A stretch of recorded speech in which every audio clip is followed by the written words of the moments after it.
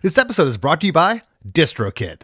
Step into the world of power, loyalty, and luck. I'm gonna make him an offer he can't refuse. With family, cannolis, and spins mean everything. Now, you wanna get mixed up in the family business. Introducing The Godfather at ChumbaCasino.com. Test your luck in the shadowy world of The Godfather slot. Someday, I will call upon you to do a service for me. Play The Godfather now at ChumbaCasino.com. Welcome to the family. No purchase necessary. VGW Group. Void where prohibited by law. 18 plus. Terms and conditions apply.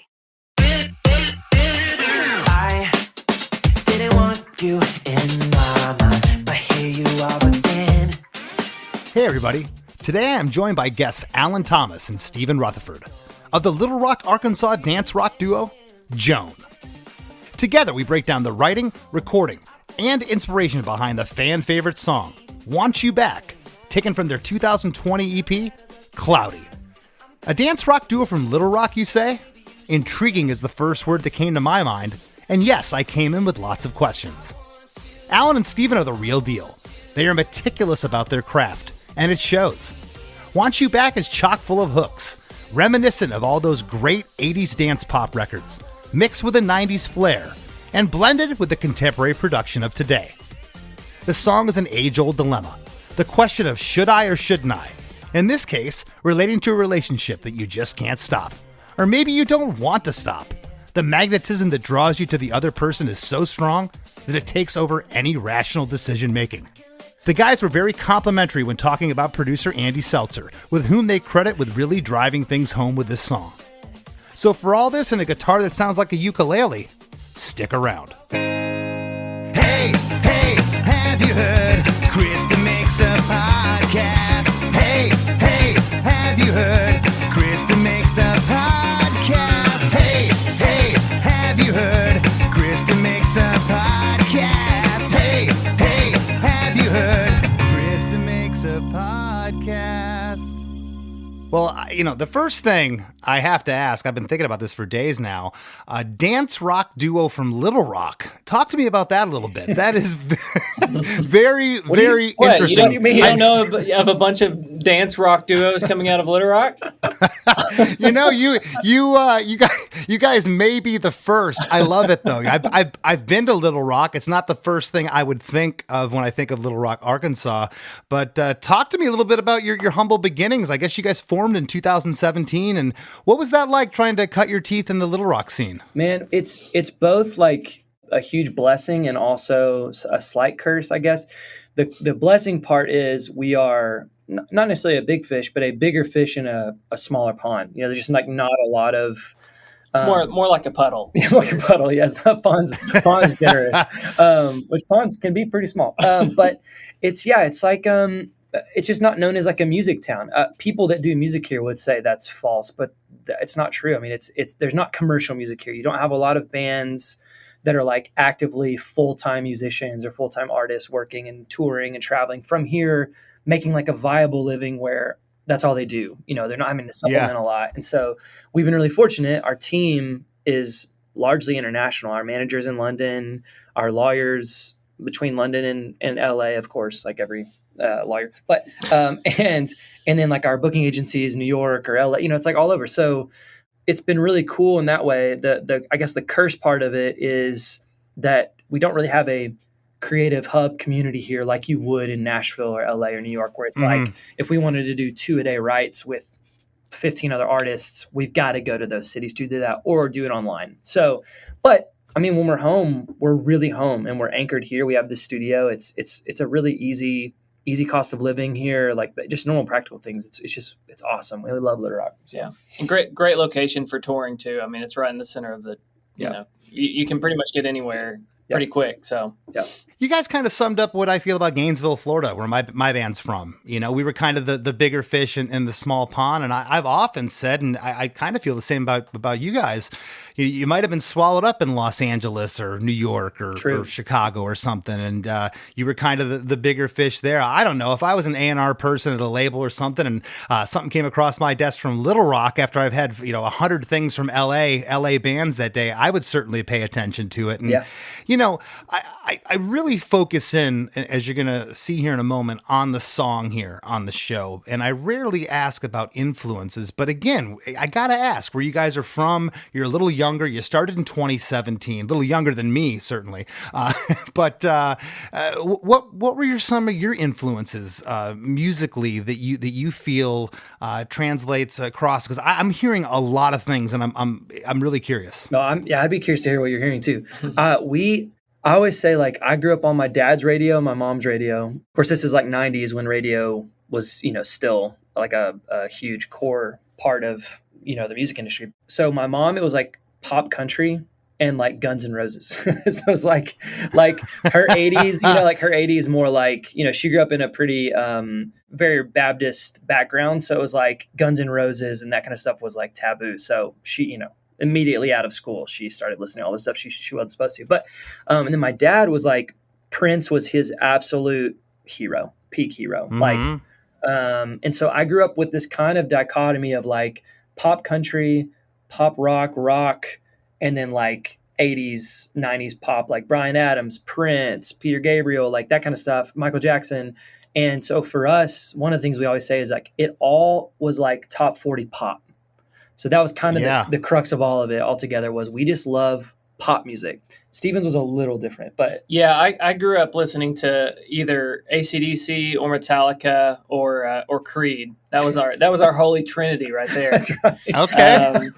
And then I had a band through high school that was like hardcore. We did just like hardcore shows all the time, but we were just like junior high kids, like just trying our best, so all the way through high school, that was pretty much what I listened to, was As I Lay Dying, Devil Wears Prada, that kind of vibe. And then once I got into college, that's really whenever I was like really started deciding that I wanted to do songwriting more and like really actually cared about melody and lyrics. And same thing, I had never like listened to pop music before in the way that a lot of people do, I think. And so I just like got obsessed with it and got obsessed with just lyrical twists and concepts and everything like that. And so, 3 years after that, me and Alan kind of met and started, our desires just kind of meshed perfectly together. And so we started Joan. That's awesome. Well, it's interesting.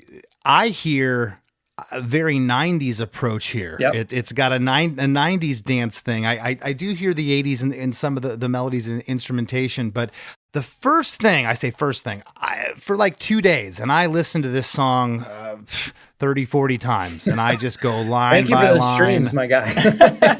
Yeah. Hey, your next royalty check's going to be for another half a cent or two, I hope. There you go. Yeah, cut me in. But the track though, I just kept listening to it, and it finally hit me. I'm driving my kids to school this morning, and there's a Shaka Khan song called I'm Every Woman that popped into my head. And it was later covered by Whitney Houston in a movie called The Bodyguard. Yep.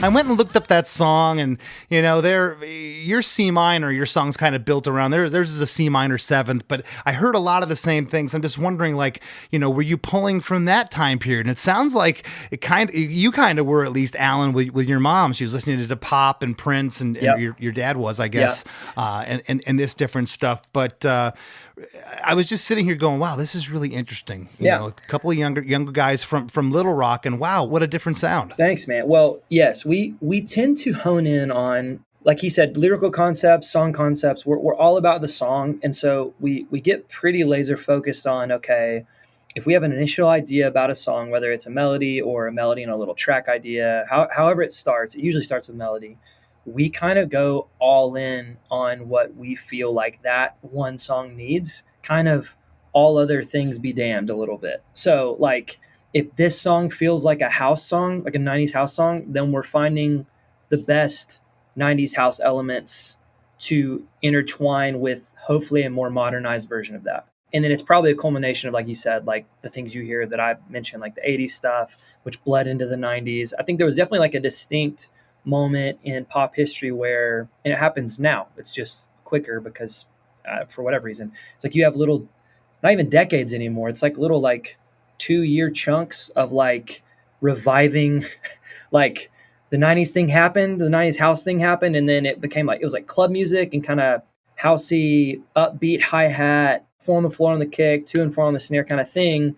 And then that morphed into the next thing. And then and now we're like getting it even faster. It's like Dua Lipa will release a house song, and then like a slew of artists will do it, and then it kind of fades out, and then I feel like we hear it again like 2 years later. So it's like we're recycling even faster now. So we try to like take. There's nothing new under the sun. Like we're obviously grabbing influences left and right from things we love, but we try to just take like a element, like a single element or two, and then build around that, and then put our own brands. And a lot of times we like kind of intentionally stop listening to music because I don't even want to inadvertently take something, I don't want to like inadvertently be like, oh, this subconscious melody in my head, well, that was actually a X artist that I heard. And it's just, so we kind of retreat a little bit sonically for our ears just to help kind of create our own little world. But you're right. I mean, this is very 90s house influence from the piano, all that stuff. So yeah, you can definitely get influenced by your surroundings. Really, the only thing that sounds 90s in this song is kind of the drum texture in the verses and the kind of the dry vocal in the verse. Like, wow. And then it goes out elsewhere from there. But I want to jump into this track. A couple more things before we do. I mentioned you were formed in 2017. You released your first EP, Porta, in 2019, and the second EP, Cloudy, from 2020, which features the song Want You Back, and was produced by Andy Seltzer, who's also worked with Maggie Rogers, Delwater Gap, and a past Chris DeMakes a Podcast guest, Des Rocks. I don't know if you're familiar with him or not, but some really, really killer stuff. You all released your most recent album, Superglue, in April of 2023. And before we started rolling, I want the listeners to know that when Chris Pafalius was searching for Joan videos, he found a video, unbeknownst to him, of Punchline drummer Corey Muro covering Want You Back. So if you guys want to check that out, that is out there in the in internet land. But the song is 3 minutes and 4 seconds. It starts out with a dun dun dun, like a synth stab, baby, baby, into verse 1. That was my best impersonation there. Very beautiful, beautiful, very quick, very quick. I mean, you just hit them. You're 4 seconds, and we're into verse 1. I didn't want you in my mind, but here you are again. You came and knocked on my door, yeah. Last night at 3 a.m. I didn't want you in my mind, but here you are again. You came and knocked on my door, yeah. Last night at 3 a.m. This is awesome. I've never had him. I've never had him talk to me like that. I'm listening to an audiobook of my own lyrics. Well, this is a common reaction, and I'm laughing too because I can't recall the last time anybody knocked on my door at 3 a.m. It wasn't my children. Yeah, exactly. So, or your dog, scratching at your door. Yeah. Yeah. What do we got going on here, guys? Oh man. Well, so if I remember right, the original concept for this song, a lot of the times we'll have Alan will have like a voice memo of just a hook of the song. So this one, I'm assuming, started with just the chorus of the "Is it bad? I want you bad." Yeah. Originally, it started as "I want you bad," and we just started getting into the session, started writing verse lyrics, and the idea of kind of someone from your past that you shouldn't be with. We've all got them. And the idea of this one is basically like, you're showing up at my door at all the wrong times, and it's all leading back to me wanting you back. So I shouldn't, but I do. Yeah. I've definitely had a slew of those in my life, prior to my beautiful wife, who I do want bad and back. Or not back. I have her. Yeah, she's here. I was going to say, wait a second here. Yeah. Yeah. Sorry, that came out wrong. Lola, if you're listening, I'm sorry. I didn't. Yeah. Some really, really cool things going on in verse 1. Again, I've mentioned a couple of times, very 90s sounding, but it's really just the drums here. I absolutely love it. There's sporadic keyboard stabs here with the drums. After the line, but here you are again. There's a guitar panned off right that's kind of like this higher pitch squeal. Then it goes left to a lower pitch that's kind of more percussive. And then I'm hearing double vocals here right off the top in the verse. Yep. Is that right? Yep. Okay. Yeah, we normally always do a single me down the middle. Yeah. And then either I literally record doubles, or I guess technically triples at that point, but and spread them. I think this one was a single that I just widened. We just widened out to make it feel more double, like an actual doubler or pitch widener. But yeah, it would have been 2 takes. Does sound like a double there. And on after the line last night at 3 a.m., I don't know if this is a guitar. I watched the video. It seems like it's on guitar. Is this a ukulele that starts out left and goes right, and in between it, like in the center, there's this little guitar fill as well? If you're referring to all the little like all those things and the dagas, yes, it is an electric guitar that's almost, I wouldn't say bit crushed, but definitely both compressed to hell and also kind of destroyed in a certain way with like a decapitator or something. Yeah, I was gonna say the first one definitely a guitar. The second one to me, and I giggled a little bit. I'm like, okay, I get the joke. These guys are from Arkansas. They want to throw a little bit of local flair in there. We'll get the local ukulele player to show up here just to this one time.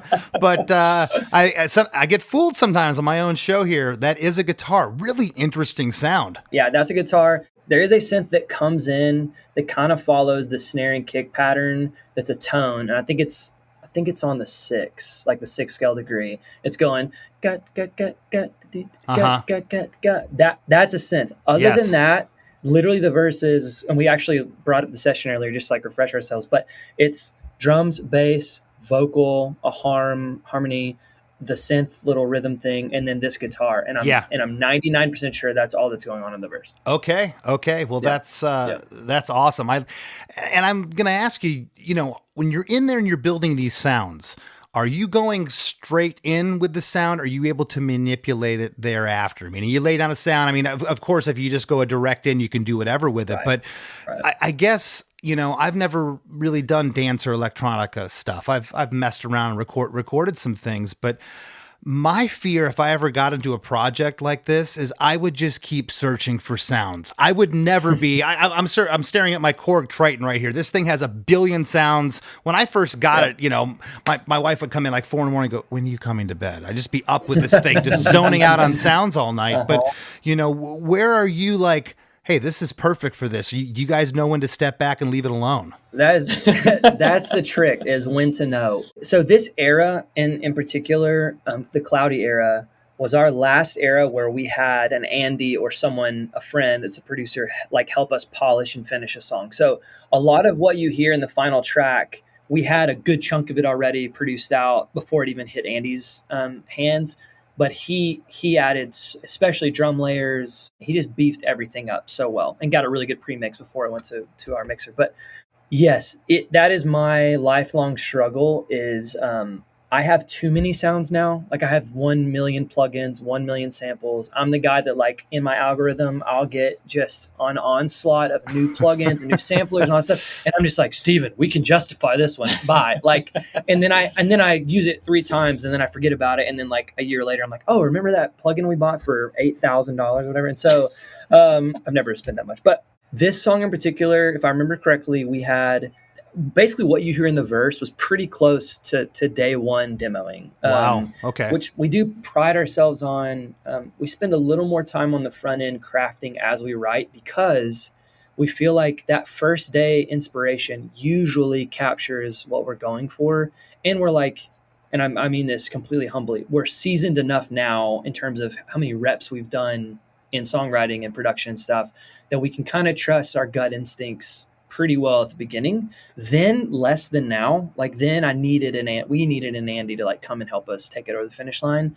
Now in 2024, I would say we have that ability now. But man, he came in and I don't remember if it was 25%, 40% that he helped us take it over the line or to get it to the line and over. But he freaking beefed everything up. That's why you work with a producer. You mentioned mixer. Who mixed the record? There's a guy named Matt Huber. He's one of our best friends. He's actually a Conway, Arkansas guy, just north of Little Rock. He's from Ohio originally, but he lived here, was doing like mixed stuff kind of on the side. We were his first like, hey, you need, like I remember sitting him down at lunch and going like, you're so good at this. you just need to do it. Like, you need to do this full time. Yeah. And he moved to Nashville, not taking credit, but he moved to Nashville not too long after that. And now he's in LA, and he's like quickly becoming one of the guys. So he's crazy talented. He's so good. Crazy talented. I can hear it. That's great. Well, coming right off the heels of verse 1, we're into pre-chorus 1. Every line here, we get a harmony,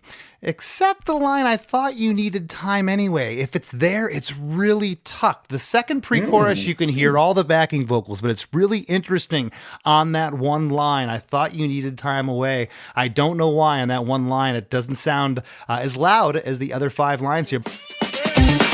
You tried to call me from home. I wouldn't pick up the phone. I thought you needed time away. Now that I look at your eyes, I'm back to all of those nights. Yeah, maybe you should just stay. You tried to call me from home. I wouldn't pick up the phone. I thought you needed time away. Now that I look in your eyes, I'm back to all of those nights. Yeah, maybe you should just stay. There it is. She convinced me. She convinced me. I mean, this is just us playing more into the theme of like the back and forth of like, you don't need to be here even more broadly in my life. This is just a single point in time, but I have a relationship in my mind when we were writing this prior to my wife that we just like, we're bad for each other, but it was just like, you couldn't help it. It was just like you'd get in the same room and that whatever that magical spark is would happen. And, you know, in retrospect, it's like, what a terrible relationship, but it's just, you know, in the moment it's, there's magic there. And it's, I think most people have some sort of like, you know, initial, maybe it's early on when they first start dating of like, this seems good on paper, but then there's just some chemistry thing that doesn't work in the end. And for me, that was that relationship. But saw your friend saying he or she's crazy, and you're like, everything's fine. And then, in hindsight, it takes you 3 years to catch up where everybody else was. Exactly. The German heavy metal band, the Scorpions, had a record called Animal Magnetism. I think that's what you're speaking of. It's just like this thing, you can't walk away. Well, in pre-chorus 1, new percussion comes in here. It sounds like. The only thing I could think of, unless this is I'm assuming it's a generated synthesizer sound you came up with, but it sounds like a go-go bells, if you know what those are. That's what I was mentioning on the, So I called it verse. You're right, though, is the pre. It's the ging, ging, ging. Oh, yes. Ging, ging, ging. So yeah, it's literally a synth. It's probably a like a plucky synth that we just programmed. I remember programming that to match kind of the snare pattern, just to give like a tonal synth hit with the snare, just to kind of lift it a little bit. I'm going to steal your term, plucky synth. Plucky synth. I like that. Plucky synth. Okay. Yeah. So that's what that is. And then we get this hook that really started at the beginning of the song, this baby that happens after I thought you needed time away. There's a time away call and response backing vocal, and the guitar panned off left plays a little fill here too with that. Whose voice was that? Did you pitch shift it or something? Yeah, that would have been my voice that we threw into a Logic sampler. You know, nowadays with Logic, you can just drag a file to the left. It'll map it automatically however you want it. And we did it and then just made the found that sample with a and then chopped it how we wanted it, and then you just MIDI it in and you're done.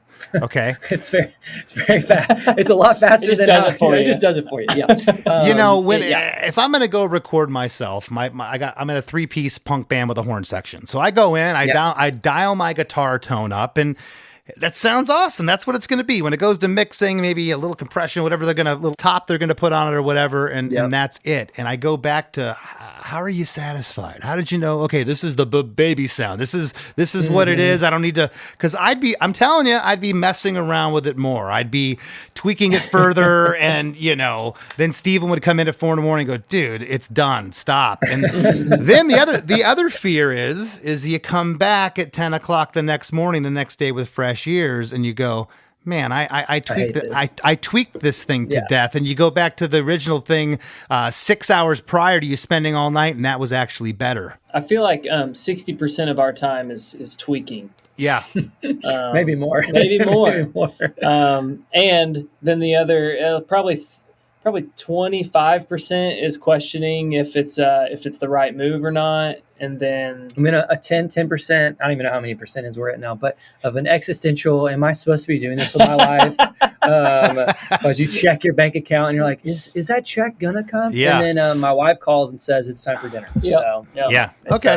and then it's a lost day. So yeah, we've done nothing. Well, to your point though, yes, I mean that sound, the vocal chop in particular. One thing back to what I said earlier about the gut instinct. If I am doing something and trying to find a sound, and I hear Steven behind me go, yeah, or woo, like, and get excited, then I get excited and it kind of stays. Now, that doesn't mean it doesn't get tweaked, but generally speaking, like, we just kind of feed off each other's energy. And if we both are excited about something, we're like, chalk that up as like a win. Let's move on. Cause I don't, like you're saying, I don't want to get bogged down and go, my God, I've been spending 10 hours on a 4-bar pre-verse section or whatever, pre-chorus. And because, you lose time and it's a waste of time. It can become. And so we're not one of those guys that's like, we have 7 iterations of the same song. And then we finally found like, no, we're trusting our gut the whole way. And we just kind of building from there. I recently had a band on here. They did 57 mixes of their song. Oh, see, now we won't do that. No disrespect to them, no shade to them, but that is the wrong way to approach it. Well, it just talking about it makes me kind of shake and sweat. 33 seconds, guys. We're into the chorus.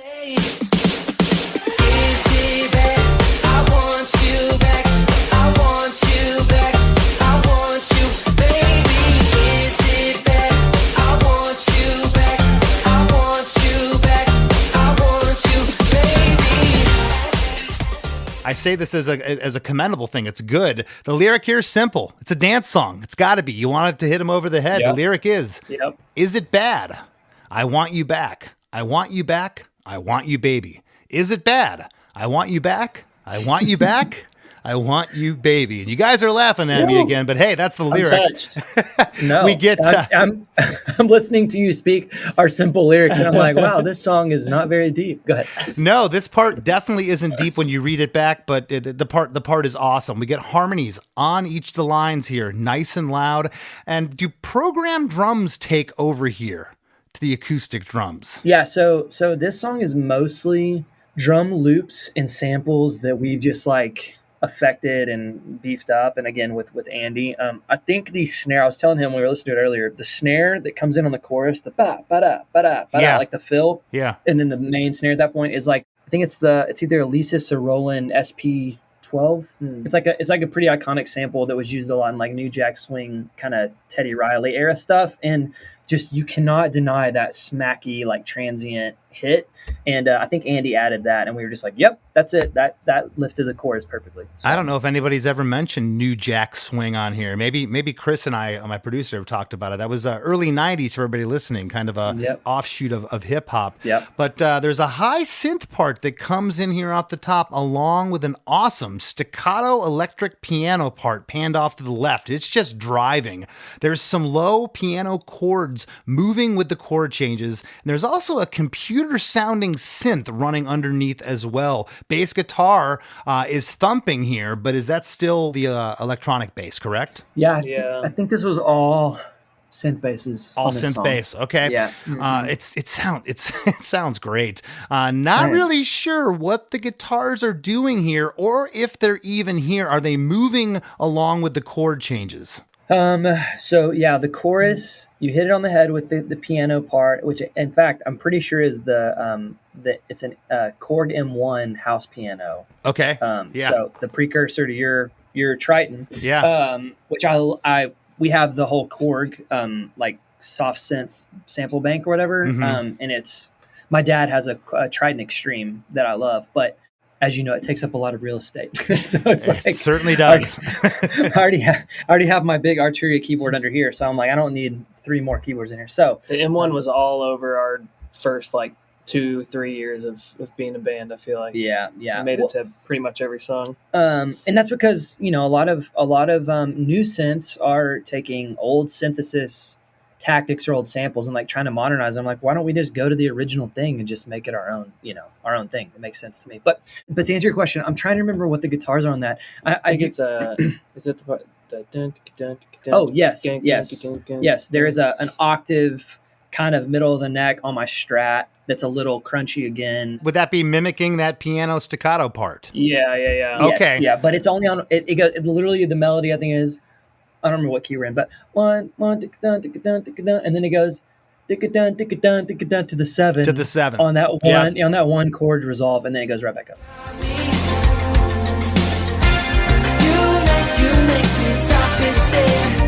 Hey everybody, don't go anywhere. We got lots more with Alan and Steven from Joan coming right up after a few words from our sponsors. Looking to elevate your music career? DistroKid is a digital music distribution service that enables musicians to distribute their music to online stores and streaming platforms such as Spotify, Apple Music, YouTube Music, Amazon, Tidal, and many more. DistroKid collects earnings and payments, sending them to you, the artist. With DistroKid, artists unlock a world of possibilities. From easily paying collaborators with splits to securing your music with DistroLock, DistroKid covers all bases. Plus, you can promote your releases with Hyperfollow and create eye-catching visuals with a Spotify Canvas generator, all for free. But that's not all. Introducing the DistroKid app, now available on iOS and Android. Artists can manage their releases, view streaming stats, and withdraw earnings, all from the palm of their hand. And for those looking to perfect their sound, check out Mixia. With its simple interface and customizable mastering options, artists can make their music sound polished and professional within minutes. And don't forget about Instant Share, DistroKid's newest feature. Share large files securely with collaborators, producers, and more, ensuring your music streams at the highest quality. Ready to take your music to the next level? Download the DistroKid app and explore their suite of tools today.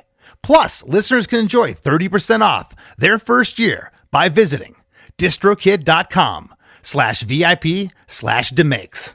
That's distrokid.com/VIP/DeMakes. Hey there, Chris DeMakes podcast listeners. Ready to take your podcast experience to the next level? By signing up for the supporting cast at chrisdemakes.com, you not only ensure the continued production of our show, but also unlock exclusive perks. Subscribers receive a weekly bonus episode of our other podcast, The After Party, co-hosted by Chris Fafalius and myself. Many fans rave that The After Party is just as enjoyable as the main show. And with close to 200 music-centric episodes in the archive, there's a treasure trove of entertainment awaiting you. Thank you for tuning in and for your support in keeping the podcast going strong.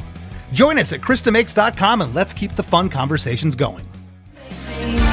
Would you believe me if I told you your beauty? And now, back to the show. Right out of chorus 1, we get a post-chorus. I'm a sucker for the post-chorus because the chorus is still going, but it's not. Yep.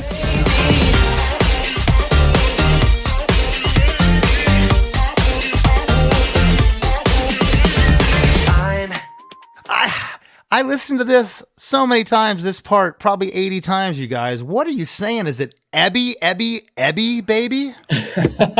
I'm assuming that's with a delay in the echo, that the baby's coming off Ebby with like a pre-delay or something. I think it's literally just like a part of I want you and baby. So it's just I want you, I want baby. Yeah. But it's how it's hitting there. It's not hitting all the words right. So it kind of just sounds angled in a nice way. Do you know that right there is a hook to me in this song? Because you're going, what is it?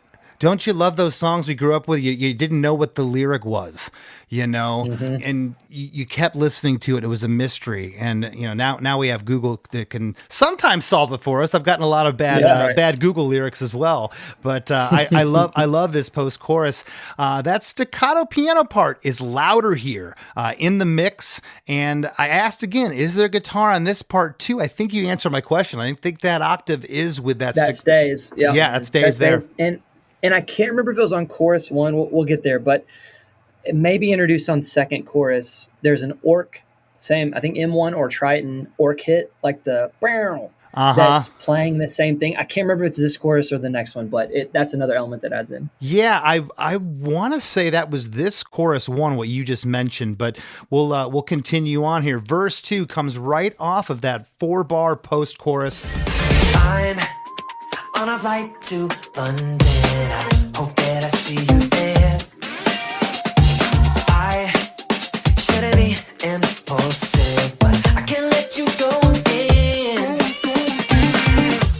I'm on a flight to London. I hope that I see you there. I shouldn't be impulsive, but I can't let you go again. Did she live in London? In this story, she did. I do remember we were finishing this song whenever, like lyrically, demo wise, whenever we were heading to tour Europe. So, you know, it's one of those things you're like, hey, I'm on a flight to London. Let's put this in the second verse. Yeah. And so no, the answer is no, not in real life, but yes in the alternate world sense. The fickle mistress in this song was in London for sure. But the whole idea of it was like, wherever you are, I'm hoping you're there because I can't get you out of my head. So. Songs are just little stories. We all know that. Yep. Some people write from a perspective of all fantasy or whatever they're writing from. This sounds like you guys just, you're on a flight, you picked it, you went for it. I don't hear that a lot here on the show where it's like, we just threw in something. I rarely hear it. I think people do it more often than they think, though. I know I've done it with stuff like arbitrarily throw a word in there. And again, it makes you think. London to me as a kid was mysterious. When I heard of someone going to London in a lyric, it was like, whoa, they're going across, they're going across the Atlantic. I think that's very cool. On the first line of verse 2, the drums drop out for this line. A spacey, high-pitched synth comes in at the top and another flutter synth on the word London. The drums are back in on the second line. The guitar panned off right's doing that high thing again, and the guitar off left is doing a lower, more percussive part. And on the line, but I can't let you go again. We get go, go again, that call and response backing vocal. And I wrote it again, but it's not a ukulele. The ukulele left to right. That ukulele is, of course, a guitar. I love how you squashed that and whatever you did to it. You said you put like a decapitator on it. Yeah, it was probably like a console distortion with a little bit of like ambient reverb on it, and then if I remember, Maddie recorded our mixer at the time. When he was here and he helped us do this, he was also helping like engineer all these songs from the Cloudy era. So he was like running the sessions, and we would go to his studio in Conway. But he's a stellar guitar player, and he just started like playing around, and we were like, do that again. And then we just chopped up, our favorites of all of it and put it everywhere, but kind of flew it around. So I love that. Yeah, he probably did semi-clean with a little crunch straight from the pedal board. Well, I'm glad I wasn't the engineer. We'd still be working on that ukulele guitars. I'm serious. We'd still be tweaking with it. Pre-chorus 2, same basic instrumentation as pre-chorus 1, but we get different lyrics this time. What's going on in my head? I'm hanging on by a thread. I shouldn't need your company. But when I look at your eyes, I'm back to all of those nights. Yeah, let me take you away.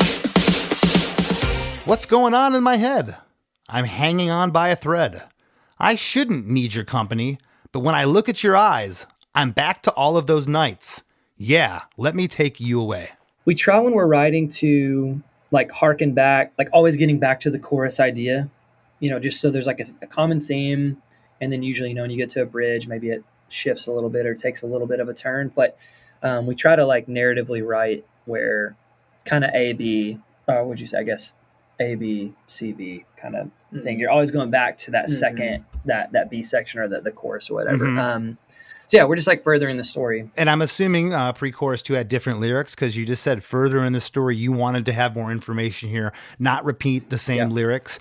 Also, here in pre-chorus 2, there's a new keyboard part here. Sounds like it's a pitch shifter, like controlled by a joystick going back and forth. Was that the yeah. That's a I don't remember what synth that was from. It was a soft synth, but we found this kind of a slurred sine wave kind of thing. But we called it. I was looking at the session. They called it like Ghosty Boy or something. Or spooky synth guy or something. We name our tracks stupid things. But and I was telling him what I love about that part. Not only the sound is it starts with the it's like a parallel. It's the same interval. It's just parallel down. Yeah. We love doing stuff like that. It's like, I love thinking about the science and the theory behind why a melody works here and then also, works here in the same kind of movement. It's so Prince, Rick James, that sound. I love it. I love it. It takes me back to that time period of dance music where that was used a lot. Really cool. I also hear what sounds like guitar feedback on the back half here of pre-chorus 2.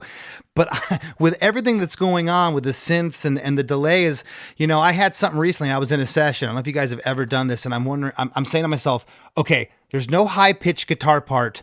There is no synth on this song, no keyboards. There's some demo I was doing. Why am I hearing like this part before the chorus? And I went and finally I soloed my vocal.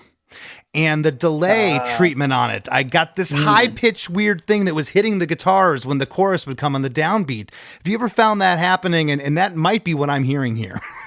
Yeah, it may be. I'm trying to remember exactly what that was. I think there was like a riser. Is it right when it goes into the second chorus? Is that what you're talking about? It's pre-chorus 2. It's halfway through, so it's around like, but when I look at your eyes, I'm back to all those nights. Somewhere in there, it's like a...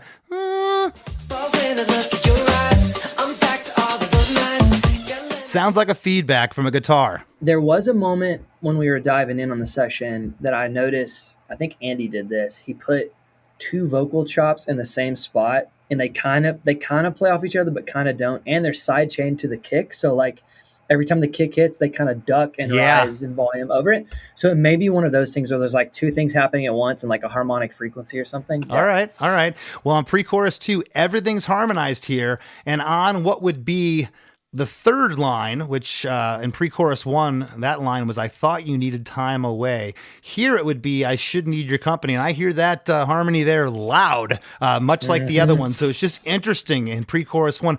A lot of times that isn't the way anybody mixed it. It's just maybe you backed off a little bit and didn't sing it as hard, or the compressor isn't hitting it right there at that point. And I love little nuances in songs like that. It just makes it makes me question why. And 99.99% of the time, the artist doesn't know why, and I don't know why. And that's that's what's brilliant about it. Chorus 2, it's another double chorus here, much like chorus 1, same basic instrumentation.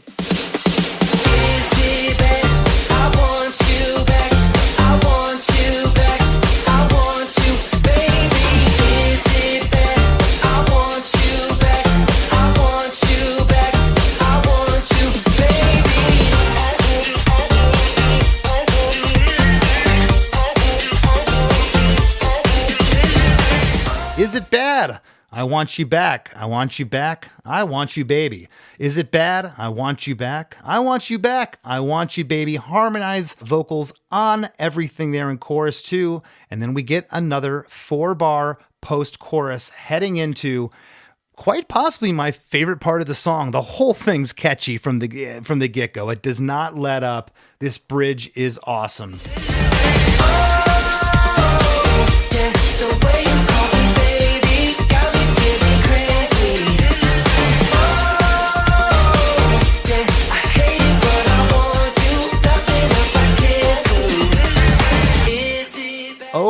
Oh, yeah.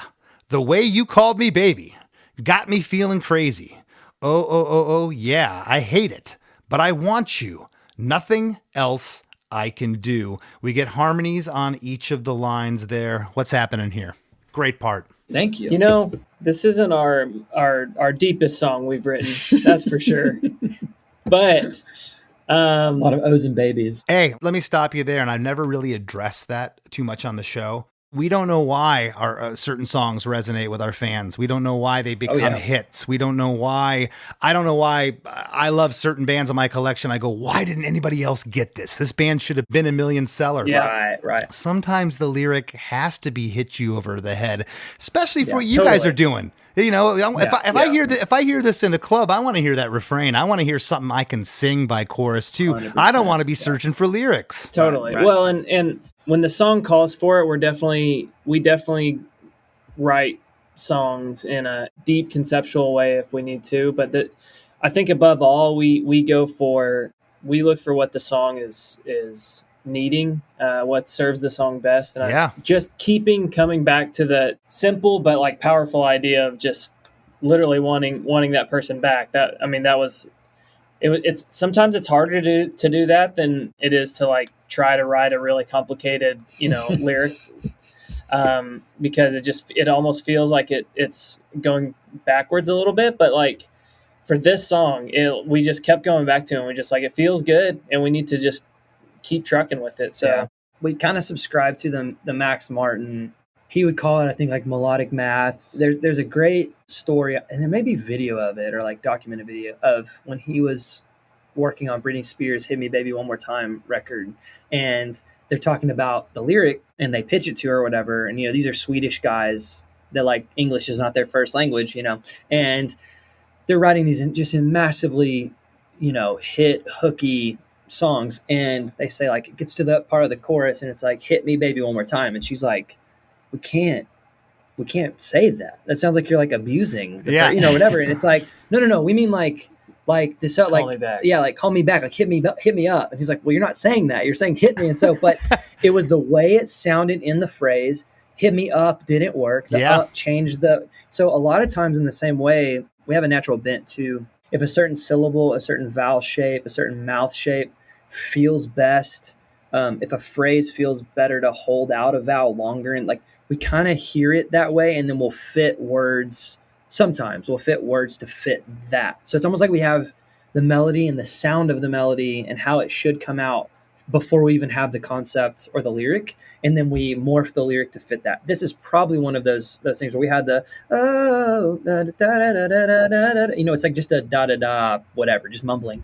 And then he was like, what if we said this here? And then we're like, okay, now let's form figure it to make that work. And this is probably what that was. So well, I'll tell you, I've tried my whole life. I love to write simple concepts and lyrics. Yeah. I mean, look at "'Cause I'm Free Fallin'." The song says it 50, 60 times. It doesn't need to say anything else. And the chorus here is exactly what it needs to be. In the bridge, "On the Line" got me feeling crazy. On the cray, we get a overdub vocal. It's like a breathy cray there. Mm-hmm. It's super loud. And I wrote, it's sexy. And dance music, I had a producer years ago say, gotta make it more sexy. And I'm like, dude, I'm in a punk band. That doesn't necessarily translate with me, but yeah, man, if you want to be sexy, just whisper a lot. Get up close and personal. We also get that baby, that call and response backing vocal, that pitched vocal. And on the line, "Oh, I hate it, but I want you." The hey is also breathy and really loud on that line. And after "Nothing Else I Can Do," the last line in the bridge, we get that baby call and response backing vocal. And then we go into chorus 3, which the first 2 times are a breakdown. Is it bad that I want you back? I want you back. I want you, baby. Is it bad that I want you back? I want you back. I want you, baby. Is it bad? I want you back. I want you back. I want you, baby. Is it bad? I want you back. I want you back. I want you, baby.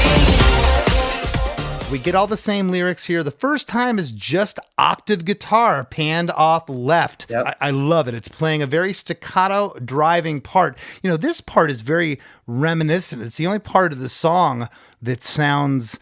It's a trick they would use in disco songs back in the day. Ding, ding, ding, ding, ding. Just stay on one note, and just be driving. So I'm a sucker for that stuff, and this part is so cool.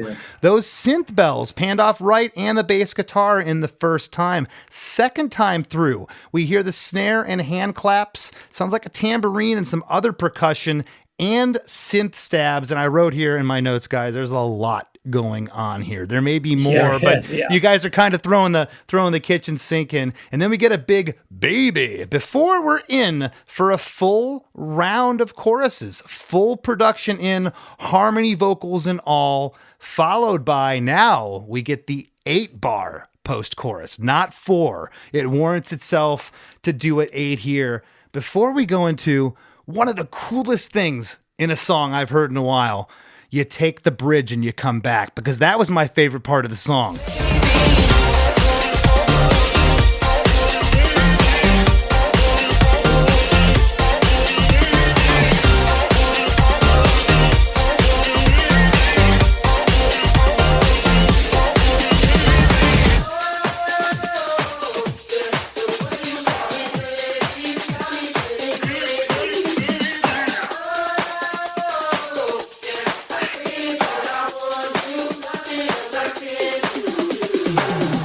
you end it with the bridge. I'm gonna use the term genius. I love that. Thanks, man. How did that come about? And we're going to get into how it's broke down in here a second. But you go through those first 2 rounds of choruses. You know that the band's coming back in. The production's going to come. It comes in for another full round of choruses. Now you're going to go to the 8-bar post-chorus because you want to keep them dancing by this point. Why stop it there? But the song could have ended there. And when I heard this outro, I was like, wow. They went there. Yeah. It's awesome. Who thought of that? I honestly don't know who thought of it. It was an interesting part. One of my favorite parts of, we do this on a ton of songs, but one of my favorite parts of this song, because I think it adds so much, is we do gang vocals. We'll do the melody, just us two, and then we'll do like a Michael McDonald, like, oh, that kind of thing, and then like real nasally. So we literally have like 8 takes of gang vocals. Those are all through every chorus and in the bridge. One of my favorite things about this song is it goes back down to just literally the gang, like the whole gang vocal chorus thing. And so it almost like reminds you that that's in the chorus. Like we wanted it the whole time to feel like you're at like a party or at the club and like everybody's kind of singing along. And at the end, you're just with the crowd there and you're just like kind of singing it with them. Because to me, it's like, even if you don't notice the gangs the whole time, all of a sudden you do. And you're like, oh, I'm going to listen for that next time, in the chorus as well. So I don't remember who thought of that, but I love that part. Those layered type of vocals, especially for something like this, they're absolutely perfect. I love this outro part, though, because it's just the lyric is so cool. It's 8 bars here. It's just the drum loop and bridge vocals. Halfway through, we get a baby, baby, that call and response vocal again. And then the whole band ends with nothing else I can do. We get like a delay on I don't think you're saying do, but we get a delay and the song ends. But aside from the verses, and I'll even throw the pre-choruses in there, once you get into chorus 2, the rest of the song's basically a chorus. Even the bridge part isn't that big of a differentiation. It still feels like you're there. And then you hit them with that 8-bar post-chorus and another 8-bar outro coming back to that bridge vocal. It's uplifting. At the end of this song, I feel, not that I didn't before, but I feel hope here. I feel like that there's something good on the horizon. Was that the intention? That's awesome. Yeah, well, we definitely write, man, we like get obsessive about hooks and obsessive about like, okay, is this catchy enough? And so it's like, that's good to hear, because I do remember on this song going like, in certain songs we have where we'll be like, is the verse or is the verse the chorus, and is the chorus a good enough chorus? And now we have the bridge. Should we, and so this was one that like the verse felt like a verse, the plays off the verse. And then once the chorus and bridge, I think we could have switched it. I think maybe not completely, but I think the bridge can stand on its own enough that it could also be, like you said, it's like, is it a chorus? Is it a bridge? Like it could be either. So that's like a check it off as a win to us when it's like the bridge is almost like a second chorus because it's just as catchy or more catchy or whatever, and keeps you going. And so I think we probably were just like, let's find a creative way to get out of this song. We're not afraid to have short songs, but without that bridge on the backside, it probably would have come under 3 minutes, which is no big deal. Well, I do remember too, we originally we had the bridge going twice as long as it does now. Man, and so we were most likely we were like, we still need all that bridge. We just we can split it up though, that kind of thing. No, so. Steven, you just took the words out of my mouth. I feel like if the bridge was doubled, that you wouldn't, as a listener, maybe wanted to hear it at the end. It was only once through. Gosh, this part comes in after this post-chorus, which was already catchy as ever out of chorus 2. You go to this bridge. It's great. Absolutely love the track. Congratulations to both of you. What do you guys got coming up you'd like to share with the listeners before we break? Right now we are slowly working on our second album. So we're here at the studio every day, just cranking, and writing more music than we ever have, and more what we think is great music than we ever have. So it's an exciting time for us. So we also, aside from that, we have a Patreon actually. It's patreon.com/songsbyjoan, and we just like kind of decided almost 2 years ago to like really give a more behind the scenes approach. Now that we just got the studio, you can't see it, but we're in it right now. And we renovated a house in North Little Rock, and it's our like 9 to 5. This is our job. So we wanted to like have a place to go to that's not a bedroom in a house. And well, it is literally a bedroom in a house, but it's a house built to be a studio. And so yeah, it's cool. Our Patreon's like behind the scenes, like we make really intentional time and effort to show like what a Joan production actually takes to come forth and like into form. And so that's been really fun, along with doing the album, is we're kind of documenting the album as we go, song by song. And right now we don't even know what the album is going to be. We just have like 15, 16 songs that we're really stoked on that, we'll probably make it, but who knows? So we're going to have a 50 song album. Yeah, might as well. Hey man, back in the day, that's what you did. Well, listen, again, congratulations to the both of you. I can't wait to hear the new material. I'm excited to see where you guys are headed. Thanks so much for having us. Thanks, man. A lot of fun. Thank you, dude. Never understand it. I'm completely lost in you. Carve it in the pavement, every little thing you do.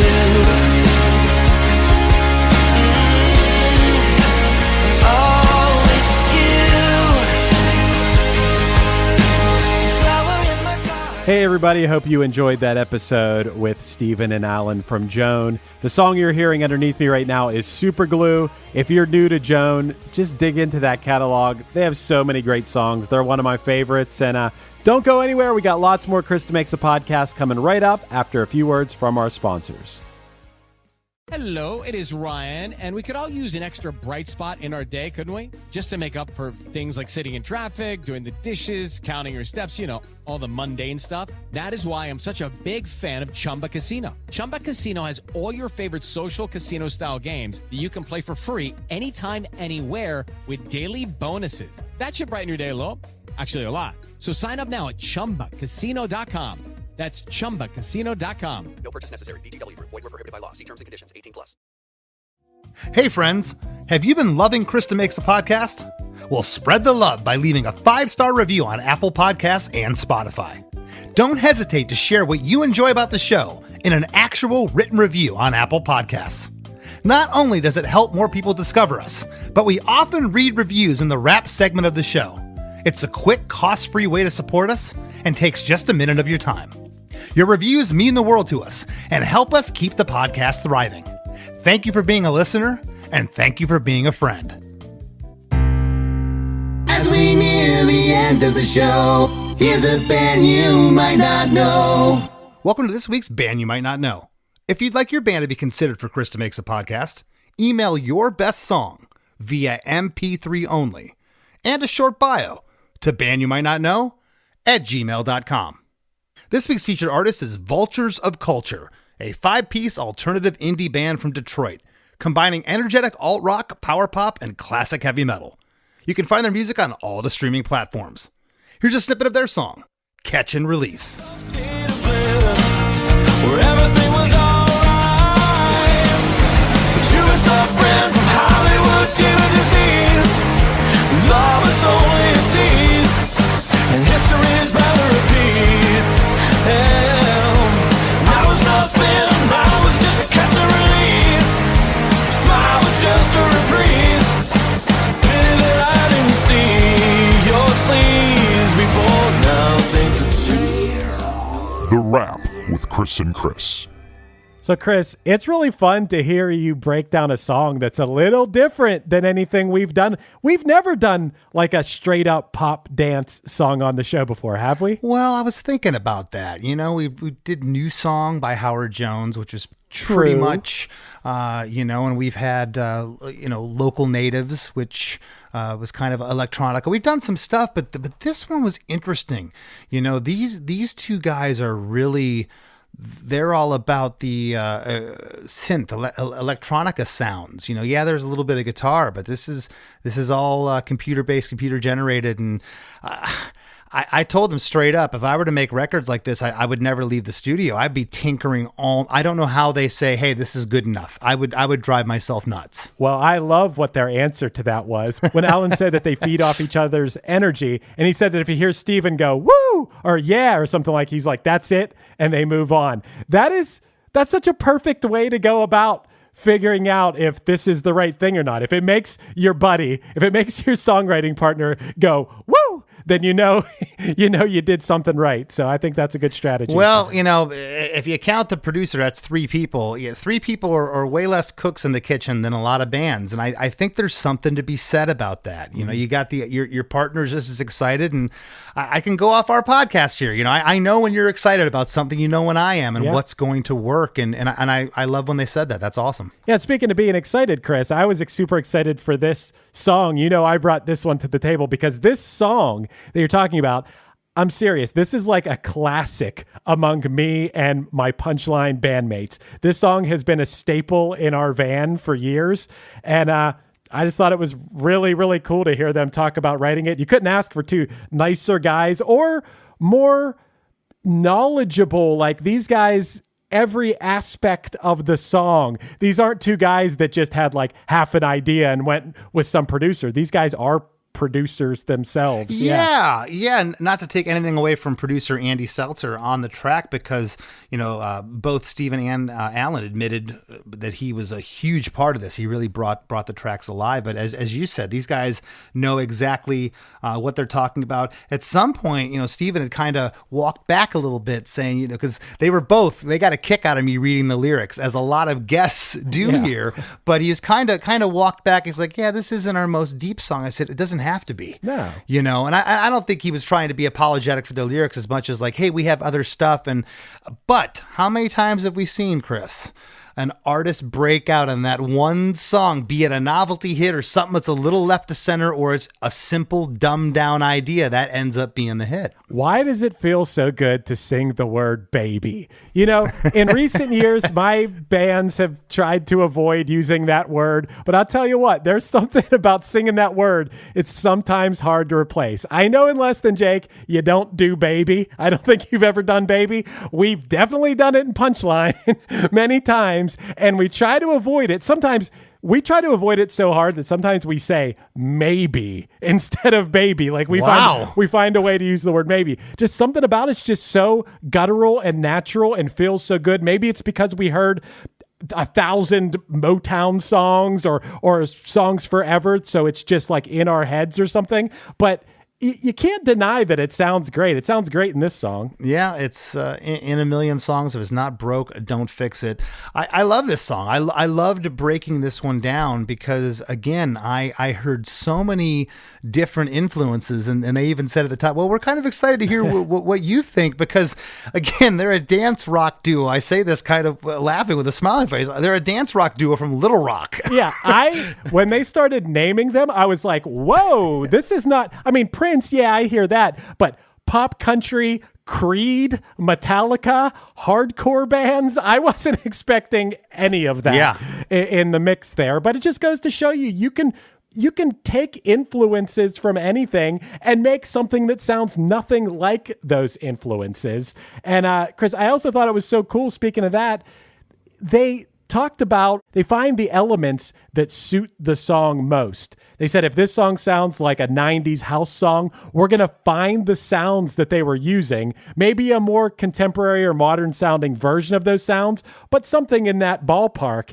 And I just think that's such a fun way to approach writing and recording, is to be like, well, this makes me feel in the mind of, I don't know. You brought up Whitney Houston or Chaka Khan, I'm Every Woman. Well, what are they using in that song? Let's maybe approach it that way. It sounds like that's what these guys do, and that's so fun. Yep, such a great source for inspiration. I'll tell you another great source for inspiration, Chris. Oh, I know that would be Apple Podcasts and Spotify, where you can leave us a 5-star review. Chris, tell them about it. Yeah, that is actually pretty inspiring when you make an episode and you see someone left a 5-star review and said something nice. So, Chris, as we usually do here on The Wrap, I want to read you a review that we got on Apple Podcasts. And this is it's a little bit of a longer one, but I want to read you the whole thing because I think it's very, very nice.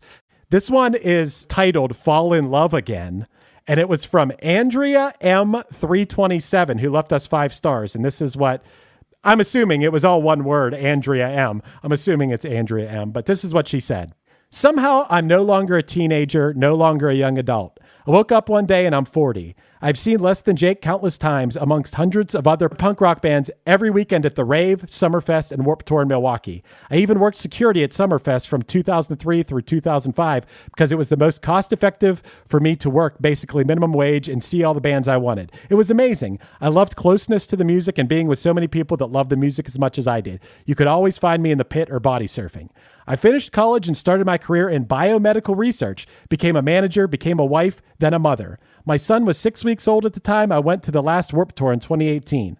Well, I think we all thought there'd be more, there wasn't. A pandemic came and sucked years from us. In addition, parenthood and careers can take over without you realizing yourself becomes less of a priority in the mix, sometimes even lost. Last December, I was on a rare occasion riding alone in the car. I stumbled upon this podcast trying to find something that wasn't Baby Shark and just for me. I binge listened until I caught up. Each episode allows you to reminisce about fantastic songs at times I hadn't thought about in years, but kind of missed sometimes. Back in the day of CD covers, I listened to songs over and over, analyzing and memorizing lyrics to interpret them instead of doing homework. To be clear, I can't read music. I have no understanding of music theory. I can't play an instrument. None of this is needed to love this podcast.